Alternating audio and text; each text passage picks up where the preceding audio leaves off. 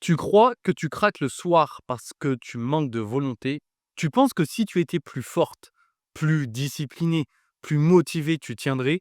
Mais c'est faux. Ce n'est pas ton mental aujourd'hui qui te trahit. C'est vraiment ton corps qui n'en peut plus de tenir. Le soir, ce n'est pas une question de faiblesse, c'est une question de saturation. Et tant que tu continueras à traiter ton craquage comme une faute morale, tu resteras enfermé dans le même cycle. Bienvenue à toutes dans cette toute nouvelle vidéo. Aujourd'hui, je vais vous montrer pourquoi vous craquez toujours le soir et surtout comment sortir définitivement de ce cercle vicieux, de ce cycle vicieux, contrôle, craquage, culpabilité, promesse, rechute ou ce que on peut appeler plus communément reprise de poids. Le craquage du soir, si vous voulez, ce n'est pas un échec. C'est vraiment votre corps qui crie je n'en peux plus, laisse-moi respirer. Comment ça se caractérise dans votre quotidien? On appelle ça le cycle invisible. C'est-à-dire, toute la journée, peut-être toi qui me regardes, tu es en mode performance.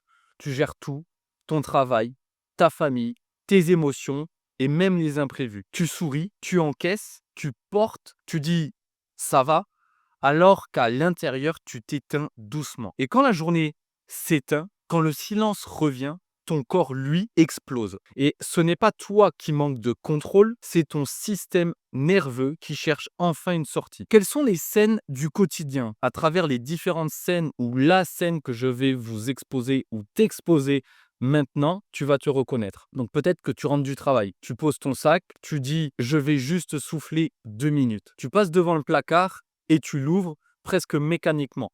Tu te dis, je vais juste prendre un petit truc.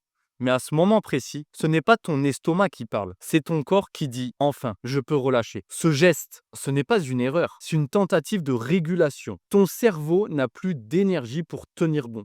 Ce qu'il veut, c'est calmer la tension. Et pour lui, la nourriture, à ce moment-là, est le raccourci le plus rapide vers un semblant de paix. Aujourd'hui, si tu sais que tu manges à cause de tes émotions, que lorsque tu es fatigué, stressé, irrité, tu as tendance à te réfugier dans la nourriture, tu as tendance inconsciemment à considérer la nourriture comme un apaisement, une sortie de secours, comme un certain bien-être. On va voir ensemble comment tu peux faire pour définitivement sortir de ce cercle vicieux. Il y a ce que tu crois versus ce qui se passe vraiment. Aujourd'hui, tu penses que si tu es bloqué dans ce cercle, si tu n'arrives plus peut-être à perdre du poids, c'est uniquement à cause de ce que tu mets en place à l'extérieur, c'est-à-dire peut-être faire plus de sport, mieux manger. Peut-être que tu crois justement que tu ne cesses de craquer, tu ne cesses de culpabiliser parce que tu manques de discipline. Mais en réalité, tu ne manques pas de discipline, tu manques d'espace intérieur. Peut-être aujourd'hui, tu crois que ton problème, c'est la nourriture. Mais ton vrai problème, c'est l'absence de régulation émotionnelle. C'est-à-dire que peut-être qu'à l'extérieur, tu fais tout bien, tu manges bien, tu t'entraînes durement, tu te reposes bien, sauf qu'à l'intérieur, tu refuses peut-être de voir ce qui s'y passe. Peut-être que tu refuses de faire le travail introspectif qui demande à être fait. Et tant que tu ne comprendras pas ça, tant que tu ne feras pas ce travail introspectif, un travail sur tes émotions, ça peut être savoir réguler tes émotions, faire un travail psychologique, peut-être que tu es hypersensible, peut-être que tu te laisses submerger par tes émotions, peut-être que tu as du mal à retrouver ta place au sein de la société, au sein même de ta famille. Tant que tu ne travailles pas sur toutes ces, entre guillemets, ces problématiques émotionnelles, malheureusement, tu n'arriveras pas à atteindre ton objectif. Chaque jour, tu accumules des micro-tensions, que ce soit la fatigue, le stress, l'injustice, la rumination, la frustration. Et comme tu ne les évacues jamais, ton corps, lui, il les stocke. Alors le soir, quand tout se calme, il y a tout qui remonte. Le craquage n'est pas une trahison, c'est une soupape de survie. C'est-à-dire que pour ton corps, pour ton cerveau, pour retrouver un moment de paix, d'apaisement, de bien-être, de soulagement, il va immédiatement faire le rapprochement entre nourriture égale apaisement, égale bien-être, égale soulagement, égale je me réfugie dans ça. Tu n'as pas un problème alimentaire. C'est ça qu'il faut comprendre. Aujourd'hui, tu n'as pas un problème alimentaire, tu as un système nerveux épuisé qui ne sait plus comment se calmer autrement. Et aujourd'hui, ton cerveau parle. Ton cerveau essaie de te dire des choses. Il y a un véritable langage que je vais t'exposer maintenant et c'est ce qu'on appelle même la neurologie du craquage. C'est-à-dire, tu dois comprendre aujourd'hui que ton cerveau n'est pas contre toi. Il essaie juste d'équilibrer. Parce que chaque fois que tu craques, il va libérer de la dopamine. Donc, c'est l'hormone du plaisir et de la sérotonine, l'apaisement. Et ton cerveau va te donner un shot de calme. comme si que c'était un pansement sur une plaie émotionnelle. Mais ce calme, très souvent et naturellement, il est artificiel. Et à force de répéter le schéma, ton système nerveux s'y habitue. C'est-à-dire que si émotionnellement tu vas pas bien, tu es en colère, tu es irrité, peu importe, quelle que soit l'émotion qui va surgir sur le moment T, pour trouver du calme intérieur, de l'apaisement, ton cerveau aura directement fait la jonction entre apaisement, soulagement, directement nourriture. Et très souvent, quand tu craques, tu vas pas craquer vers des aliments entre guillemets sains. Tu vas pas manger 1 kilo de salade. Tu vas terminer peut-être la tablette de chocolat, manger peut-être des aliments un peu plus gras, un peu plus salés, en grosse quantité. Et au final, ton cerveau va confondre manger avec se calmer. Et tu ne manges pas pour grossir, tu manges pour survivre à la tension intérieure. Et très souvent, le piège dans lequel beaucoup de femmes tombent, c'est puisque j'ai beaucoup craqué, je vais contrôler de manière excessive. Et c'est là où est le vrai piège. Le vrai piège, c'est le contrôle, voire même le surcontrôle. Parce qu'aujourd'hui, peut-être que tu crois que ton salut viendra du contrôle. Donc tu serres les dents, tu planifies tes repas, tes journées, tu planifies tout ton mode de vie par rapport à ce que tu ressens, tu comptes tous les repas, tu comptes les calories, tu anticipes, mais plus tu contrôles, plus tu compresses ton système nerveux. Tu vas même te dire, si je lâche, je vais tout reprendre. Si je m'écoute, je vais tout gâcher. Si je me détends, je vais craquer. Et c'est justement ce contrôle permanent qui te fait craquer. Chaque je dois, chaque il faut ajoute une couche de tension. Et ton corps, lui, finit par dire assez, je reprends le pouvoir. Et le soir, ce n'est pas ton appétit qui déborde, c'est ton refoulé émotionnel qui se libère. Ce que j'essaie de te mettre en avant là, à travers tout ce schéma, c'est comprendre que c'est à l'intérieur majoritairement que ça se passe, qu'il faut retrouver un apaisement émotionnel. J'ai certaines de mes clientes qui ont du mal à retrouver leur place au sein de leur famille.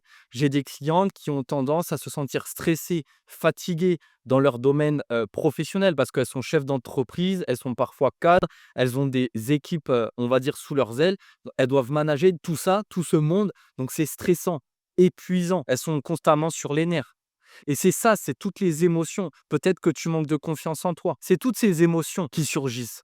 Et parfois, quand ça déborde, malheureusement, il y a le craquage. Et derrière, la culpabilité. Et tu dois comprendre que le soir, une fois que ta journée est finie, on appelle ça, l'événement qui se passe, c'est simplement le reflet ou du moins le miroir de ta journée. Qu'est-ce que j'entends par là? Par exemple, ce que tu vis vers 21 h ou j'ai mis 1 heure, 21 h, mais ça peut être vraiment à la fin de ta journée. C'est juste le reflet de comment tu t'es traité depuis 8 heures du matin. Si tu t'es coupé de toi toute la journée, ton corps réclamera une compensation. Si tu as vécu dans le contrôle, il cherchera un exutoire. Et si tu n'as pas eu le droit d'exister pour toi, par exemple, imaginons, je sais pas, voilà, tu as un travail stressant, tu as beaucoup de collaborateurs sous ton aile où tu dois manager beaucoup de personnes. Tu penses vraiment à l'équipe, tu penses à manager tout le monde.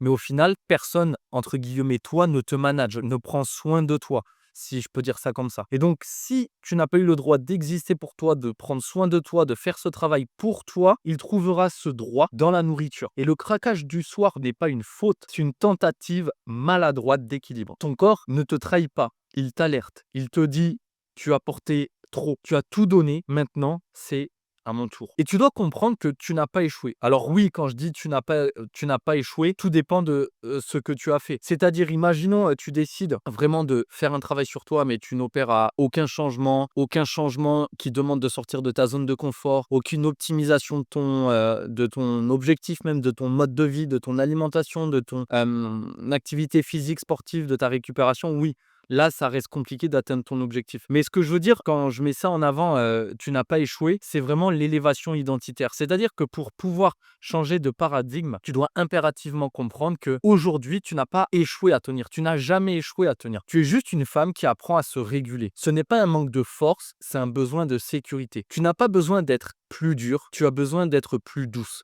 Tu n'as pas besoin de plus de discipline, tu as besoin d'apaisement. Parce que ton corps aujourd'hui ne veut pas te punir, il veut juste reprendre confiance en toi. Et c'est pour ça qu'il te fait retranscrire tout ça. Quand tu es en colère, quand tu vas craquer, toi, automatiquement, tu vas dire ah j'ai terminé cette tablette de chocolat, je suis une bonne à rien. Du coup, mon objectif peut-être de perte de poids, je retourne à zéro, je recommence à zéro, je ne suis pas faite pour perdre du poids. Non, il essaie simplement de dire ok, si je te donne cette sensation et cette envie de craquer, de manger du chocolat, au lieu de te concentrer uniquement sur le résultat final qui est le craquage, concentre-toi vraiment sur la cause. Qu'est-ce qui entraîne ce craquage? Peut-être tu es stressé, fatigué. Ok, allons chercher plus loin, allons creuser plus loin. Pourquoi tu es stressé? Pourquoi tu es fatigué? Pourquoi peut-être tu n'as plus confiance en toi, etc. Et c'est ça le travail introspectif qu'il faut faire. Et c'est vraiment moi le travail que je fais avec mes clientes, c'est sortir de ce cercle vicieux, craquage, culpabilité, contrôle, rechute, reprise de poids et même les promesses en agissant vraiment sur l'aspect psychologique et l'aspect émotionnel. Aujourd'hui, tu peux mettre en place 3 actions pour passer du contrôle à la sécurité intérieure. Le but, et je suis honnête avec toi, c'est pas d'arrêter de craquer, c'est simplement de ne plus en avoir besoin. Et pour ça, il faut réapprendre à te calmer autrement. Il existe 3 actions, 3 étapes. La première étape, c'est de remettre du calme avant la tempête. C'est-à-dire, quand tu ressens la tension monter, arrête-toi. Respire un bon coup, bois un verre d'eau, prends 3 minutes de silence. Et au final, tu n'as pas besoin de t'effondrer pour mériter une pause. Qu'est-ce que j'entends par là? C'est que très souvent, beaucoup de personnes attendent d'être dans le plus mal pour faire ce travail introspectif. Attendre vraiment que ça déborde, que ça explose avant de se poser, avant de comprendre le pourquoi du comment. Non, avant que ça monte, on cherche un moyen de s'apaiser. Et on peut chercher un moyen de s'apaiser en réintroduisant la douceur. Qu'est-ce que j'entends par là? Ton cerveau, il a besoin de tendresse, pas de punition. Les régimes, très souvent, c'est des punitions parce que vous vous obligez à suivre quelque chose qu'initialement, vous n'aurez pas suivi. Vous contraignez votre corps à suivre une alimentation parfois trop restrictive au niveau calories, au niveau alimentaire, au niveau aliments, etc. C'est de la punition pour vous. Si initialement, imaginons, vous adorez le chocolat, lorsque vous allez suivre un régime, on va vous imposer et on va même vous interdire de consommer du chocolat. Donc, vous allez vous sentir contrainte de faire les choses, obligé de faire les choses et votre cerveau va considérer ça comme une punition. Par ailleurs, au lieu de vous dire « je dois tenir », donc une obligation, un devoir. Dites-vous plutôt, je peux me déposer, je peux y arriver, je peux réussir à faire telle ou telle chose. Je fais ça par pur plaisir, par bien-être personnel, peu importe. Ce que je vous ai mis ici, ça reste des exemples. Mais autorise-toi la lenteur, la respiration, la bienveillance. Et c'est ça là de vraie discipline. C'est travailler sur soi et mettre déjà en place des actions, des petites micro-actions avant que ça déborde, avant que ça explose. La troisième étape, c'est de transformer ton rapport au soir. C'est-à-dire, tu peux créer ton rituel de sécurité. C'est-à-dire, à partir du moment où tu sens que la tension monte, fais autre chose. Mets de la musique, va dans une pièce avec une lumière tamisée, bois une tisane, fais de la respiration lente, marque sur un carnet ce que tu ressens. Ce n'est pas anecdotique. Même si pour toi, ça peut paraître anecdotique ou ça peut paraître vraiment des situations toutes simples, toutes banales, personne aujourd'hui ne les met en place. C'est des actions que je vous ai mis, c'est des actions très simples qui peuvent être mises en place immédiatement. Et tout ça, donc ce n'est pas anecdotique, c'est neurothérapeutique. Parce que ton système nerveux doit apprendre par lui-même que le calme peut exister sans la nourriture. Et à force de mettre en place un rituel du soir, tu vas pouvoir t'apaiser, tu vas pouvoir apaiser ton cerveau,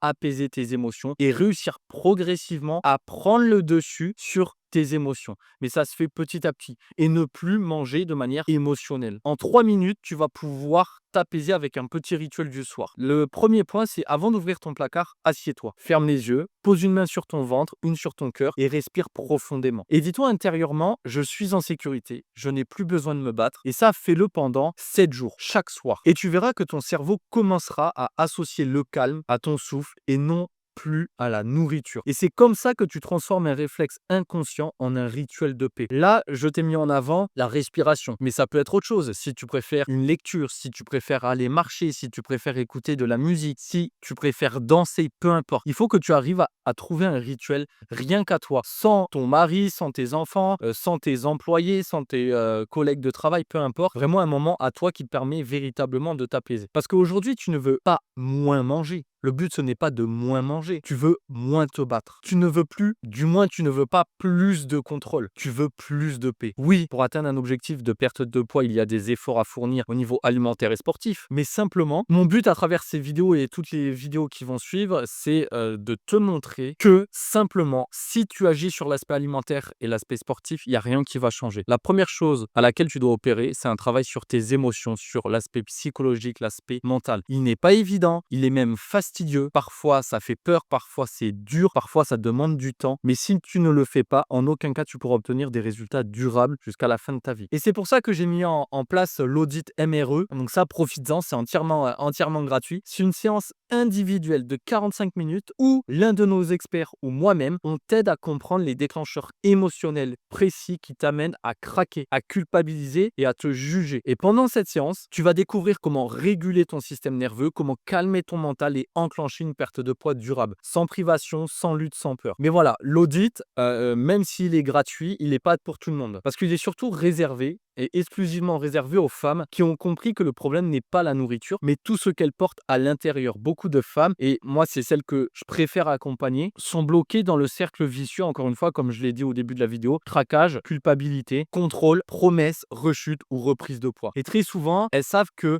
la nourriture ou l'alimentation, c'est beaucoup émotionnel. Elles se réfugient dans la nourriture parce qu'elles ont besoin de se retrouver, parce qu'elles ont besoin de soulagement, d'apaisement, de plaisir, de réconfort. Et moi, mon but, c'est de les aider justement à sortir de ça. Donc, si tu penses que c'est le moment pour toi de te libérer, clique sur le lien sous cette vidéo et réserve dès maintenant ton audit MRE. C'est entièrement gratuit. Dans tous les cas, tu repartiras avec ton plan d'action personnalisé. Par ailleurs, n'oublie pas de commenter cette vidéo, de la liker. N'oublie pas également de me marquer les autres sujets que tu aimerais que j'aborde pour les prochaines fois. N'oublie pas de t'abonner. On se retrouve très bientôt. Ciao, ciao.